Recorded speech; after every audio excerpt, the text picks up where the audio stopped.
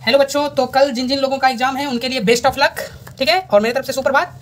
आपका एग्जाम बहुत ही अच्छा जाए, ये मेरी विनती है भगवान से भी कि आपका एग्जाम बहुत ही अच्छे तरीके से जाए, एग्जाम में आप स्वस्थ रहें।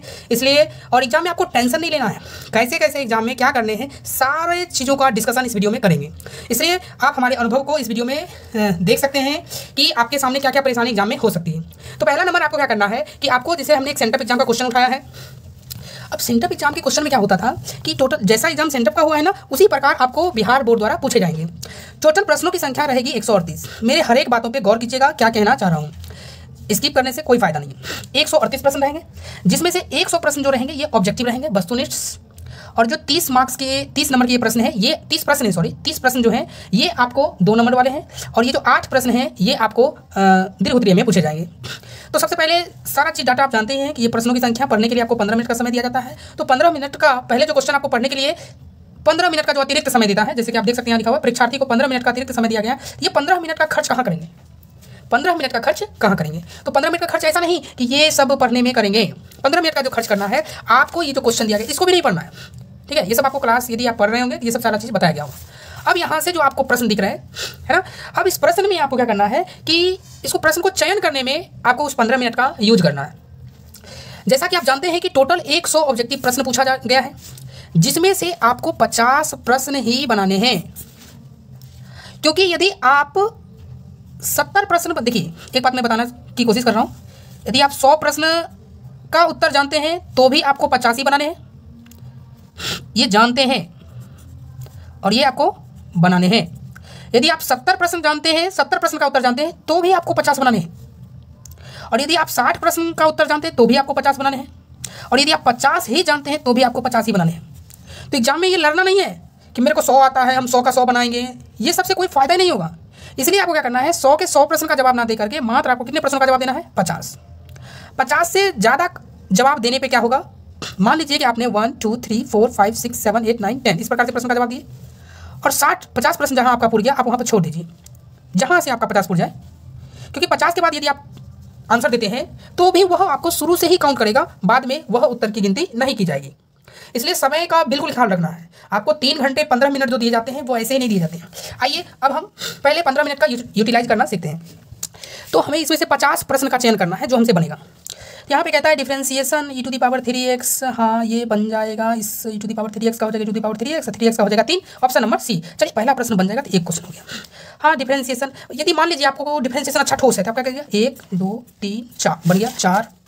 डिफरेंशिएशन यदि आपका मजबूत है 5 6 7 8 9, आपका 9 प्रश्न बन गया। मान लीजिए यदि आपसे 10 नंबर बन जाता है 10, चलिए 10 हो गया।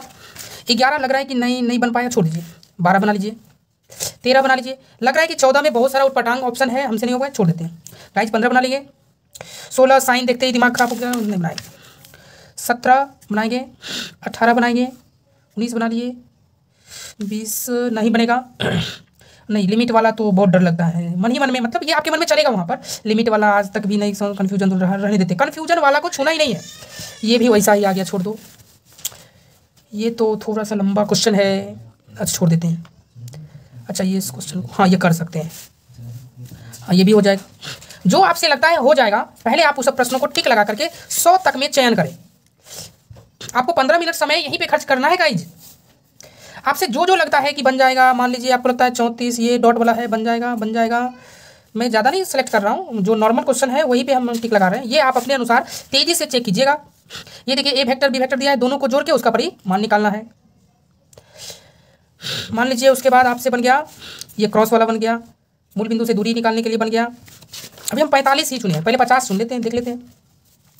दिक् अनुपात निकालने आता है, डॉट करने आता है, आई को आई से, जे को जे से, के को के से, 49 आता है और 50 आता है। अब गाइज हमने 50 प्रश्न का चयन किया है, देखते हैं 50 प्रश्न में कितने हमने चयन किया। 1 2 3 4 5 6 7 8 9 10 11 12 13 14 15 16 17 18 19 20 21 22 23 24 25 26 27 28 29 30 31। तो गाइज 50 प्रश्न में हमने कितने सोल्व कर दिए, 31 प्रश्न।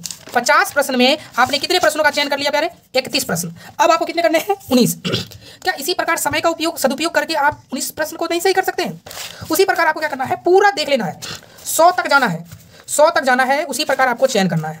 तो शायद आपको उम्मीद करते हैं समझ में आ गया होगा कि ऑब्जेक्टिव का जो चयन है 100 क्वेश्चन में से 50 क्वेश्चन का चयन किस प्रकार करेंगे। हम आपसे गुजारिश करते हैं कि आप बिल्कुल जो है समय का सदुपयोग कीजिए और सदुपयोग करते हुए क्वेश्चन का चयन करना सीखिए, ठीक है। उम्मीद करते हैं और क्वेश्चन 1 से लेकर 100 तक जरूर जाइएगा। तो चलिए अब उम्मीद करते हैं कि इतने वीडियो में आपको 100 ऑब्जेक्टिव कमांड हो गए होंगे। 100 में आप 50 कर सकते हैं ना गाइज, कर सकते हैं ना, बिल्कुल बिल्कुल हमें आप पे भरोसा है। आइए अब सेक्शन बी। जब आप सेक्शन बी का एग्जाम देंगे तो पहले आपको क्या करना है, खंड बी आपको अपने कॉपी पे जो आपको आंसर शीट मिलेगा उस पर खंड ब ब्रैकेट में लिख देना है लघु त्रिय, ये लिखना है।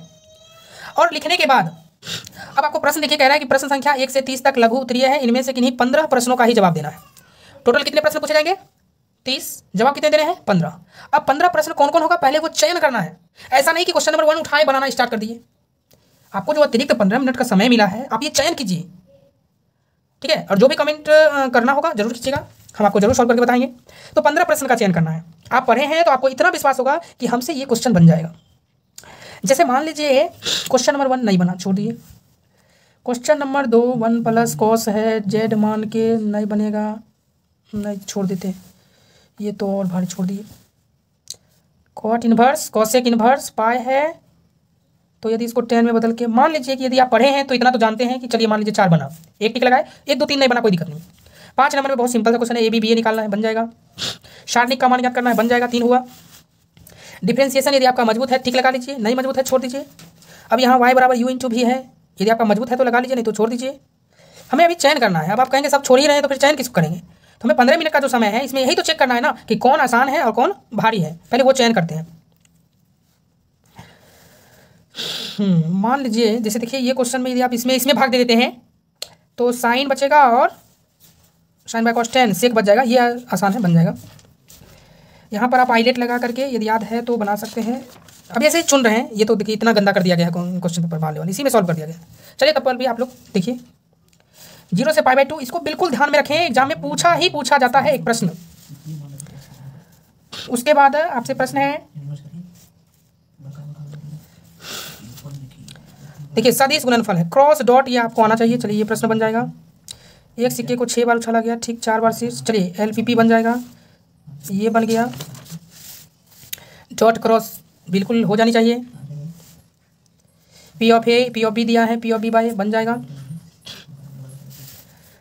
और चलिए गाइस इतना बन गया। मान लीजिए हमसे इतना सॉल्व हुआ, चलिए गिन लेते हैं, 1 2 3 4 5 6 7 8 9 10 11 12 हो चुके हैं। इस 12 में आप कंफर्म है कि हमसे ये बनेगा ही बनेगा। अब आप थोड़ा सा समय बचा करके ये भी देख लीजिए कि हो सकता है आपको ये डिफरेंशिएशन याद में आ गया। कितना हो गया, 13।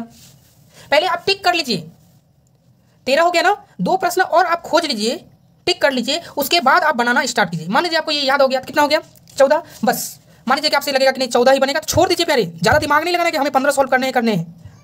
परीक्षा है, एग्जाम में अकर नहीं दिखाने हैं, नॉर्मल पेस होकर के बनाने हैं। अब मान लीजिए क्वेश्चन नंबर 1 लिखिए, बनाना स्टार्ट किए, समय का सदुपयोग बता दिए, 15 मिनट कहाँ यूज करेंगे, इसमें मान लीजिए क्वेश्चन इतना सॉल्व कर दिए, ठीक है। चलिए बाकी हो गया। अब आइए दीर्घोत्तरीय।